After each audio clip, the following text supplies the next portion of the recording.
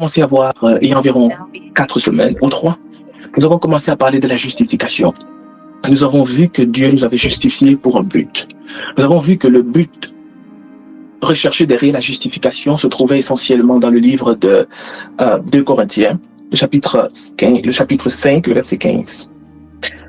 Nous avons vu que nous avons vu qu'il y avait 2 raisons. Nous avons vu qu'il y avait parce que Dieu nous aimait, et nous avons également vu qu'il y avait la raison du service.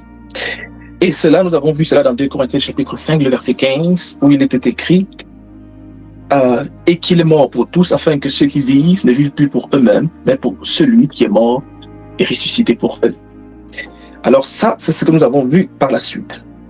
Nous avons continué en voyant qu'il y avait essentiellement 3 raisons pour lesquelles le Seigneur nous avait sauvés. Nous avons vu que la première raison, c'était afin que nous l'adorions. Nous avons vu que l'adoration était l'une des choses, ou plutôt l'adorateur est l'une des personnes que Dieu recherche. Nous avons vu que ce n'est pas juste une personne que Dieu aime, mais une personne que Dieu recherche. C'est une personne pour qui Dieu peut parcourir les nations parce qu'il recherche quelqu'un qui l'adore en esprit et en vérité. Nous avons vu également qu'on n'adore pas Dieu pour ce qu'il a fait, on l'adore pour ce qu'il est. Cela veut dire que personne n'a d'excuse pour ne pas être un adorateur. Il n'y a pas de justification.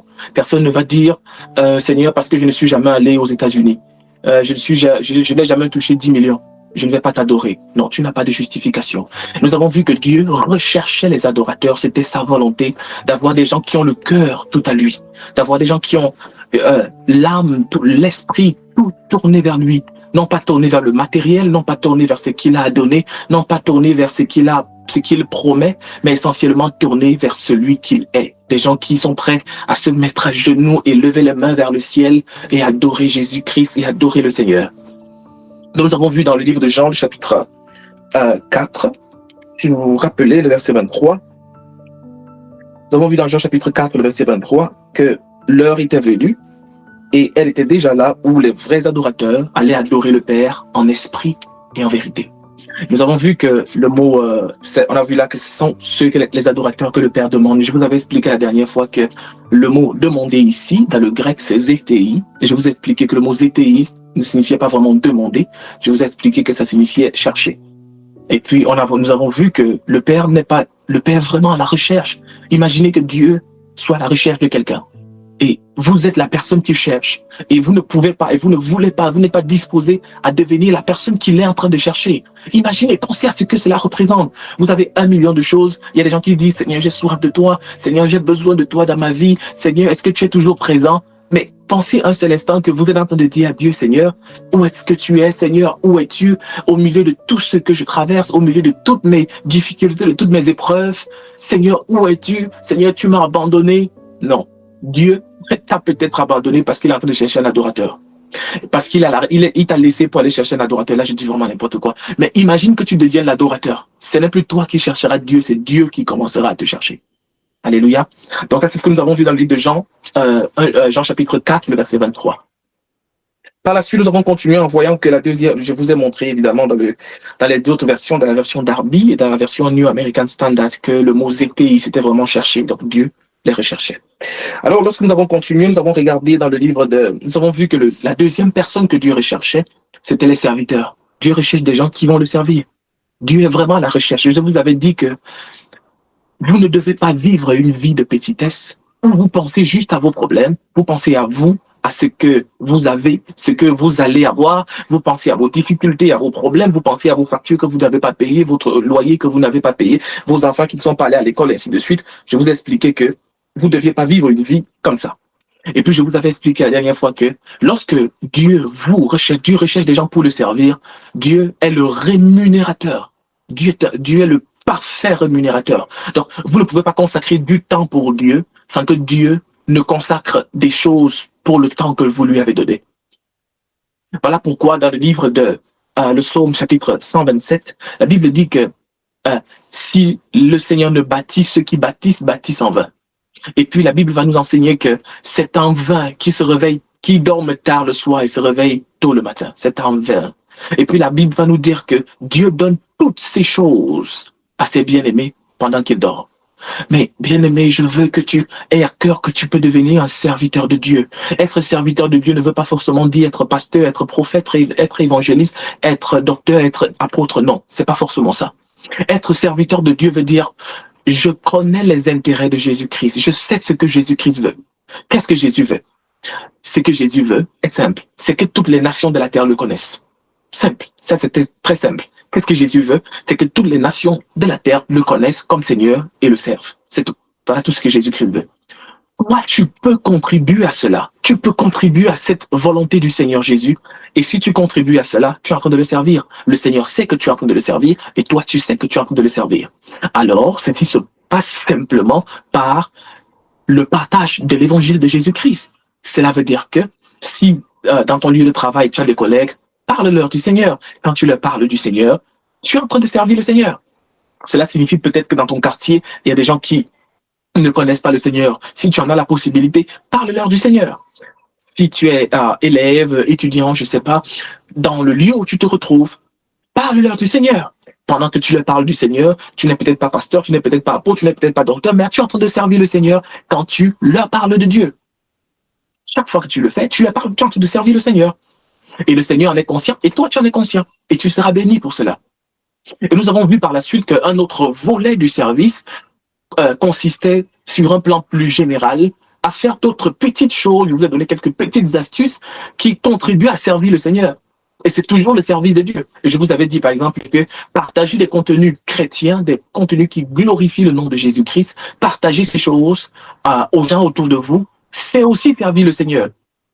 Combien d'entre vous n'avez jamais été bénis par un message WhatsApp, peut-être une vidéo WhatsApp d'un serviteur de Dieu que quelqu'un vous a été envoyé, que quelqu'un vous a envoyé? Moi, ça m'est arrivé 1 million de fois que je reste, quelqu'un m'envoie une belle vidéo, peut-être qui parle d'un truc instruisant, peut-être sur la prière, peut-être sur le jeûne, peut-être sur la sanctification, peut-être sur le retour du Seigneur. J'ai écouté, oh, j'ai été béni, j'ai été béni. Vous voyez? Mais il y a d'autres personnes qui ont besoin de ce message. Il y a d'autres personnes, et chaque fois que vous le partagez, vous glorifiez d'une certaine façon le nom du Seigneur. Parce que vous n'êtes pas en train de parler, mais vous êtes en train de parler. Vous êtes en train d'envoyer un message à quelqu'un qui va écouter, qui va être béni. Et lorsque la personne va écouter le message, va être bénie, probablement que cette personne va aussi l'envoyer à quelqu'un d'autre. Et ainsi de suite, vous aurez contribué à être au milieu d'une chaîne qui va partager le message de l'évangile. Il ne s'agit pas juste de partager des chansons stupides, de partager des actualités stupides, de partager des choses stupides au sujet des choses stupides qui n'apportent rien de bon dans la vie des gens. Vous pouvez vraiment avoir cela à cœur. Vous pouvez vous dire que lorsque je suis par exemple sur les réseaux sociaux, il y a un message intéressant, je le partage. Parce que lorsque je le partage, je permets à quelqu'un d'autre de l'écouter. Peut-être vous avez quelqu'un qui n'est même pas né de nouveau, qui ne croit même pas au Seigneur Jésus, et puis vous tombez et puis la personne ne veut même pas vous écouter, mais vous tombez sur un message intéressant sur peut-être donner sa vie au Seigneur, peut-être sur l'importance de vivre d'une certaine façon. Vous parlez à la personne, elle ne croit pas. Lorsque vous attrapez la vidéo, envoyez-lui la vidéo. Elle va allumer la vidéo et écouter. Lorsqu'elle va écouter, probablement que quelque chose, l'Esprit du Seigneur va parler à son cœur. Vous voyez? Donc, c'est une façon de servir Dieu. Et vous devez en être conscient, surtout aujourd'hui, à l'heure de la digitalisation. C'est une chose que nous devons faire. Nous devons avoir à cœur les intérêts de Jésus-Christ, servir le Seigneur Jésus encore et encore en partageant les choses qui concernent le royaume de Dieu. Quelqu'un dit Amen. Alléluia. Donc, nous avons vu que dans le livre d'Ésaïe, chapitre 6, le verset 8, c'est j'entendis la voix du Seigneur disant, qui enverrai-je et qui marchera pour nous? Je répondis, me voici, envoie-moi. C'est ce que nous avons vu dans le livre d'Ésaïe. Alors, nous avons continué en voyant que, enfin, tout le monde ne l'avait pas vu la dernière fois, mais nous pouvons regarder ce verset dans le livre de 1 Corinthiens, le chapitre 9, le verset 16. Est-ce que quelqu'un peut le lire? Pour moi, 1 Corinthiens, chapitre 9, verset 16, mais je vais le lire à partir d'ici. S'il annonce l'évangile, ce n'est pas pour moi un sujet de gloire, car la nécessité m'en est imposée, et malheur à moi si je n'annonce pas l'évangile. Ça, c'est l'apôtre Paul qui parle. Il dit malheur à moi, imaginez. Il dit malheur à moi si je n'annonce pas l'évangile. Malheur à moi. Il veut dire que je suis maudit si je n'annonce pas l'évangile. Combien d'entre nous sommes maudits de ne pas, ou si nous n'annonçons pas l'évangile? Nous devons en être conscients que il dit, lorsque l'apôtre Paul en parle, il dit c'est une obligation qui m'est imposée. C'est une obligation qui m'est imposée. Il dit ce n'est pas un sujet de gloire. Ce n'est pas un sujet de gloire. C'est une obligation. Je n'ai pas le choix. Je n'ai pas le choix de dire Seigneur, ton évangile, je suis plus là-dedans. Non. Non. Si tu es enfant de Dieu, c'est une obligation. que tu as de parler du Seigneur, d'annoncer le Seigneur, d'annoncer son retour, d'annoncer sa venue. C'est une responsabilité, c'est une obligation. Alléluia. Donc nous allons regarder aujourd'hui la troisième personne que Dieu recherche, ce sont les intercesseurs. Les intercesseurs. Dis avec moi, les intercesseurs. Tout le monde est toujours là, les intercesseurs, les intercesseurs, les intercesseurs. Alléluia. Les intercesseurs. Alléluia. Aujourd'hui, nous allons regarder sur les intercesseurs. On va lire dans le livre d'Ézéchiel, le chapitre 22, le verset 20. Est-ce que quelqu'un peut juste allumer son micro et lire ce merveilleux passage pour nous, s'il vous plaît? Ézéchiel 22, verset 20. Oui. Je cherche parmi eux un homme qui élève un mur, qui se tienne à la brèche devant moi en faveur du pays, mais je n'en trouve pas. Yes. Alléluia. Je cherche parmi eux un homme qui élève un mur, qui se tienne à la brèche devant moi en faveur du pays, mais je n'en trouve point. Au lieu de mettre du pays, tu peux mettre de la famille. Je cherche un homme qui se tienne devant moi en faveur de la famille. Une personne qui se tienne devant moi en faveur de ma ville, qui se tienne en faveur de mon continent, qui se tienne en faveur de mon oncle, de mon cousin, de peu importe. Alléluia. Donc ça, c'est important. Dieu ici dit, je cherche parmi eux un homme. Ça, c'est la troisième personne que Dieu cherche. Vous voyez, Dieu dit vraiment, je cherche. Cela veut dire qu'il regarde, il voit pas, il y a personne. Il y a personne qui se tienne en faveur. Regardez, ici, il n'est pas dit que je n'ai vu personne qui prie. Non. Il n'est pas dit, je n'ai vu personne qui a des problèmes. Non. Il a dit, je n'ai vu personne qui se tienne en faveur du pays. Je voudrais vous expliquer quelque chose, mes bien-aimés. Dans l'histoire de la création, ou dans l'histoire de la vie avec Dieu, il n'y a pas un seul moment, ou plutôt, il n'y a pas une seule chose que Dieu ait créée pour elle-même. Il n'y a pas une seule chose que Dieu ait créée pour elle-même. Chaque chose que Dieu a créée avait pour but les autres. Chaque chose. Même Jésus n'est pas venu pour lui-même. Jésus n'est pas venu sur cette terre pour lui-même. D'ailleurs, son nom Jésus, en hébreu, c'est Yeshua. Et Yeshua, c'est sauveur du monde. Vous voyez, donc Jésus est venu pour les autres. Dans le livre de Jean, chapitre 3, le verset 16, car Dieu a tant aimé le monde qu'il a donné son Fils unique, afin que quiconque croit en lui ne périsse point, mais qu'il soit sauvé, mais qu'il ait la vie éternelle.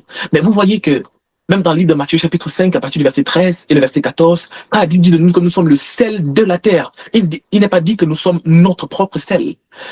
Si on vous dit que vous êtes la lumière du monde, est-ce que la lumière s'éclaire elle-même? Cela veut dire que la raison pour laquelle vous existez en tant que lumière est afin que ceux qui n'ont pas de lumière aient la lumière. La raison pour laquelle vous êtes le sel est que ceux qui n'ont pas de saveur aient la saveur. La raison pour laquelle vous êtes glorieux est qu'au travers de vous, d'autres voient la lumière. Et j'avais expliqué que le mot sauver, ici, c'est dans le grec, c'est le mot sozo. Et j'avais expliqué que le mot sozo signifie secourir. Et le mot secourir ici veut juste dire que Dieu nous a sauvés afin que nous puissions secourir les autres. Secourir les autres. Nous n'avons peut-être pas d'argent possible pour certaines personnes ou à certains moments. Nous n'avons peut-être pas de relation pour les positionner parce qu'ils n'ont pas le travail, ils n'arrivent pas à trouver le travail. Mais nous pouvons arrêter un instant de penser juste à nous, à notre petite vie, à nos petits problèmes et commencer à parler, à penser aux autres, à parler à Dieu pour eux, à intercéder pour les autres. C'est l'une des choses, mes bien-aimés, que le Seigneur recherche. Je veux que tu sois conscient de ceci et que tu sois conscient que ça, c'est l'une des choses que Dieu recherche. Dieu recherche des intercesseurs. Et toi, tu peux devenir intercesseur pour les autres. Est-ce qu'il y a autour de toi des gens qui ont des problèmes, qui ont des situations compliquées, qui passent par des challenges, peut-être sur le plan financier, peut-être dans leur couple, dans leur mariage, peut-être dans leur lieu de travail, peut-être à l'école, peut-être sur le plan financier, quel que soit le problème, toi, tu peux devenir un intercesseur pour la personne. Et n'oubliez pas, quand tu le deviens, tu deviens quelqu'un que Dieu cherche. Penses-tu que Dieu peut te trouver sans qu'il ne déverse sa gloire sur toi? Si Dieu t'a appelé, bien-aimé, il va te distinguer au milieu de tout le monde. Si Dieu t'a appelé, même au milieu de la terre, il va te distinguer. J'aime beaucoup le Seigneur. Dans le livre de Deutéronome, le chapitre 28, quand Dieu parle, il parle toujours à des échelles extraordinaires. Toujours. Dans le livre de Deutéronome, chapitre 28, à partir du verset 1, il dit, j'avais voulu faire de Israël la première de toutes les nations de la terre. vous voyez, de toutes les nations de la terre. Quand il parle dans le livre de Psaume, chapitre 2, le verset 8, il dit, demande-moi les nations, je te donnerai. Il dit les extrémités de la terre, je te donnerai cela pour possession. Mais ça, c'est quand tu es dans le plan de Dieu, tu es dans la volonté parfaite de Dieu. Tu n'es pas juste en train de penser, de te soucier de ta petite vie. Non, tu commences à vivre pour les autres. Tu commences à être un intercesseur. Tu te tiens à la brèche et tu dis, Seigneur, mon frère a perdu son boulot. Seigneur, ma sœur a des difficultés financières. Seigneur, mon collègue, Seigneur, n'arrive pas à avoir d'enfants, ainsi de suite. Et nous devenons des gens qui prions pour les autres. Nous crions à Dieu pour les autres. Nous prions pour les autres. Nous prions pour les autres. C'est tellement important. Si tu t'engages, si seulement tu peux t'engager à devenir un intercesseur, tu vas être étonné par le tournant que ta vie va prendre. Oui, est-ce que tu as des problèmes? Certainement que tu en as. Mais est-ce que vous pensez vraiment que Jésus-Christ de Nazareth sur cette terre-ci n'a jamais eu de problème? Vous pensez qu'il a marché dans l'humanité et il n'y a pas eu un moment où il marchait, par exemple, il avait faim. Il n'y avait pas à manger. Une fois, on est venu parce qu'il devait payer les impôts et il n'avait pas de, je vais dire qu'il n'avait pas de liquide. Je ne sais pas si à l'époque il y avait du liquide, mais il n'avait pas de liquide. Il a envoyé Pierre pêcher dans l'eau. Cela veut dire qu'il y a eu des moments où il pouvait avoir des manques. Dans le livre de Hébreux, chapitre 12, la Bible va nous enseigner qu'il a marché dans l'humanité et a connu les souffrances comme nous tous. En tout, sauf qu'il n'a pas péché. Mais sauf que Jésus n'a jamais vécu avec une conscience de son manque. Il a toujours vécu avec la conscience du manque des autres. Toujours, jamais avec la conscience de son manque. Dans le livre de Matthieu, le chapitre 8, lorsque le Seigneur monte sur la montagne, là, la Bible dit qu'il y avait environ 5000 hommes qui le suivaient, sans compter les femmes et les enfants. Et la Bible dit que Jésus monte au sommet de la montagne, il s'assoit là, et il dit, ces gens nous suivent depuis 3 jours. J'ai compassion d'eux, parce qu'ils n'ont pas mangé. Mais j'ai envie de demander au Seigneur, Seigneur, ces gens te suivent depuis 3 jours. Eux, ils n'ont pas mangé, c'est vrai. Mais toi non plus, tu n'as pas mangé. Parce que depuis, c'est toi qui es en train de les enseigner depuis 3 jours. Toi non plus, tu n'as pas mangé. Et c'est toi qui parlais, tu as faim. Mais Jésus n'avait jamais conscience de son manque. Il n'a pas conscience que j'ai pas mangé. Il regarde juste aux autres et il a compassion d'eux. Il dit, oh, eux, ils n'ont pas mangé. Eux, ils n'ont pas mangé. Eux, il faut qu'ils mangent. Lui-même, il s'oublie. Parce qu'il faut qu'il donne à manger aux autres. Vous voyez? C'est comme ça que nous devons vivre. Et c'est d'ailleurs le seul ministère que le Seigneur continue jusqu'au ciel. Vous vous rappelez, c'est le seul ministère qui continue. Au ciel, Jésus ne prophétise plus, il n'enseigne personne, il ne guérit aucun malade, il ne chasse aucun démon, mais il intercède. Il continue à intercéder pour nous. La Bible nous dit qu'il intercède pour nous continuellement auprès du Père. Vous pouvez joindre Jésus dans son ministère d'intercession. Il est celui qui intercède pour nous. Alléluia. Alléluia. Est-ce que je peux voir le amen de quelqu'un? Est-ce que quelqu'un peut mettre un amen dans le groupe chat? Amen. Merci beaucoup. Amen. Amen. Amen. Gloire à Dieu. Alléluia. Deviens un intercesseur. Deviens celui qui se tient à la brèche. Tu te réveilles le matin et tu n'as aucune conscience de tes problèmes. Aucune conscience de tes difficultés. Quand tu te réveilles le matin, tu sais que tu dois te mettre à genoux parce que ton frère, ta sœur a des difficultés. Tu te mets à genoux et tu commences à prier, Seigneur. Je prie pour ma maman qui a des difficultés avec sa santé. Je prie pour mon cousin. Je prie pour ma nièce qui a des difficultés, qui doit aller à l'hôpital. Seigneur, je prie que tout aille bien. Je prie que tout aille bien pour la personne. Tu oublies même que tu es malade toi-même. Et avant que tu te rendes compte, le Seigneur t'a déjà guéri. Parce que le Seigneur a besoin de toi en forme pour continuer à être à la brèche. Alléluia! Gloire à Dieu! Alors, aujourd'hui, je voudrais répondre environ à une question. Pourquoi est-ce que nous devons toujours intercéder pour les autres? Et on va finir par là avant de prendre quelques annonces. Pourquoi est-ce que nous devons toujours intercéder pour les autres? Alors, la première raison pour laquelle nous devons toujours intercéder pour les autres, c'est que nous voulons permettre à la volonté de Dieu de prévaloir. Nous voulons permettre à la volonté de Dieu de prévaloir. C'est la première raison. Nous allons juste voir 2 raisons. Je veux que tu notes cela dans ton cahier. Pourquoi est-ce que nous devons toujours intercéder, prier pour les autres? C'est parce que nous voulons permettre à la volonté de Dieu de prévaloir. Je voudrais qu'on regarde ensemble dans le livre de Psaume, chapitre 115, le verset 16. Psaume, chapitre 115, le verset 16. Si quelqu'un est à la page, lire cela pour nous, s'il vous plaît. Psaume 115, verset 16. Les cieux sont les cieux de l'Éternel, mais il a donné la terre au Fils de l'homme. Les cieux sont les cieux de l'Éternel. Il a donné la terre au Fils de l'homme.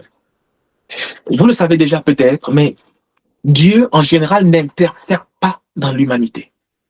Il n'interfère dans l'humanité que s'il y a un homme qui crie.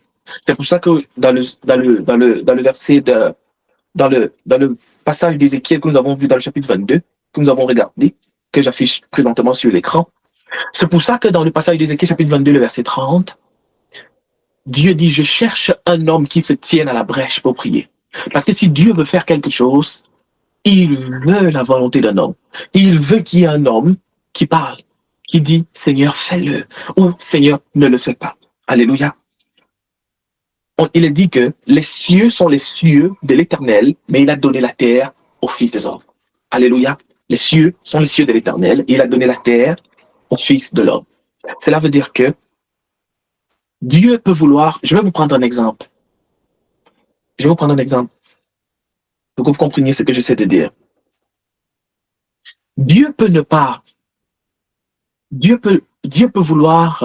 supposons par exemple votre collègue au travail n'a pas cru au Seigneur. Et il ne croit pas au Seigneur. C'est un athée, il ne croit pas au Seigneur. Il ne croit pas du tout au Seigneur. Dieu nous a créés libres. Donc nous sommes libres. Il veut que nous soyons libres. Il ne va pas nous forcer à croire en lui. Il va pas se forcer à nous. D'accord? Mais Dieu peut nous amener à croire en lui. Il a le pouvoir de le faire, mais le plus souvent, il ne le fera pas. Parce que la personne a choisi de ne pas être avec lui. Si la personne rejette Dieu, alors Dieu va dire, ok, c'est comme tu veux. Je respecte ta décision. Donc Dieu ne peut donc pas légalement interférer dans sa vie. Mais si vous priez, vous criez à Dieu, vous criez à Dieu, vous criez à Dieu pour la personne, alors Dieu pourra intervenir dans la vie de la personne, non pas à cause d'elle, mais à cause de vous qui priez. Rappelez-vous l'épisode de Sodome et Gomorrhe, lorsque Abraham regarde Sodome et Gomorrhe et il commence à dire à Dieu, Seigneur, s'il te plaît, ne détruis pas la ville. Ne détruis pas la ville. Et Abraham commence à intercéder. Abraham commence à intercéder pour Sodome, intercéder pour Sodome, intercéder pour Sodome, intercéder pour Sodome. Il dit, Seigneur, si tu as 50 juifs, est-ce que tu vas détruire le pays? Dieu dit, si je trouve 50 juifs, je ne détruirai pas le pays. Et Abraham dit, oh Seigneur, s'il y a plutôt 40, si Dieu dit, si je trouve 40, je ne détruirai pas le pays. Vous voyez, Abraham négocie avec Dieu, il intercède, il négocie, il intercède. C'est ça notre vie. Et finalement, s'il y avait eu des justes à Sodome, Dieu n'aurait pas détruit Sodome et Gomorrhe, non pas à cause des deux, mais à cause de la prière d'Abraham.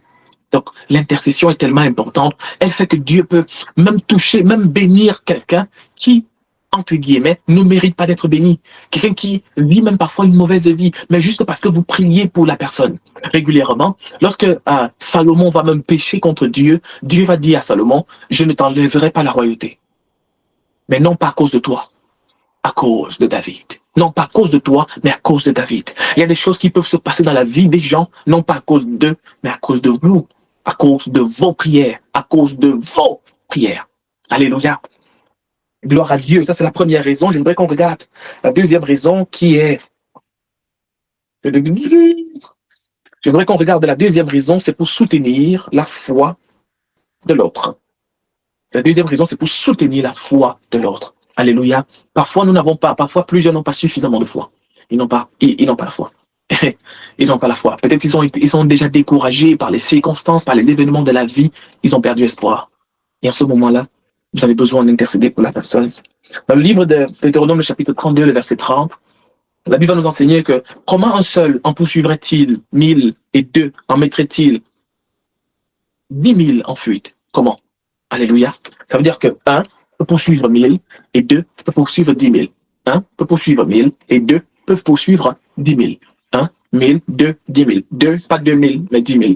Alléluia. C'est pour ça que le Seigneur, dans le livre de Matthieu, chapitre 18, va nous enseigner que là où 2 ou 3 sont réunis en mon nom, je suis au milieu d'eux. Là où 2 ou 3 sont réunis en mon nom, je suis au milieu d'eux. Amen. Donc c'est tellement important de nous réunir ensemble, de prier pour les autres, nous joindre nos foi ensemble et prier ensemble. Alléluia. Alors, aujourd'hui, s'il y a des questions, vous pouvez les envoyer là sur l'une de nos adresses courriel, christnations@gmail.com, ou alors nous appeler ou nous envoyer un message, dépendamment dans quel pays vous êtes. 819-639-3680. Alléluia. Je voudrais prier pour quelqu'un maintenant. Nous avons vu essentiellement 3 choses aujourd'hui. Nous avons vu premièrement qu'il faut être un serviteur de Dieu. Il faut servir Dieu. Vous devez servir Dieu avec votre vie, servir Dieu même avec votre argent, servir avec vos ressources, avec votre temps, avec votre connexion Internet, avec votre temps sur les réseaux sociaux. Partagez des contenus, servez Dieu, évangélisez, parlez du Seigneur Jésus. C'est la première chose. Nous avons vu que c'était important d'être un intercesseur, mais d'oublier un peu ses problèmes pour se concentrer sur les autres. C'est la volonté de Dieu. Nous avons vu qu'une lampe ne pouvait pas s'éclairer elle-même. La lampe était pour éclairer les autres, et ce n'est qu'en éclairant les autres que la lampe peut accomplir sa destinée. Vous pouvez accomplir votre destinée, vous pouvez réaliser votre plein potentiel en vivant, non pas juste pour vous, mais en vivant pour les autres également.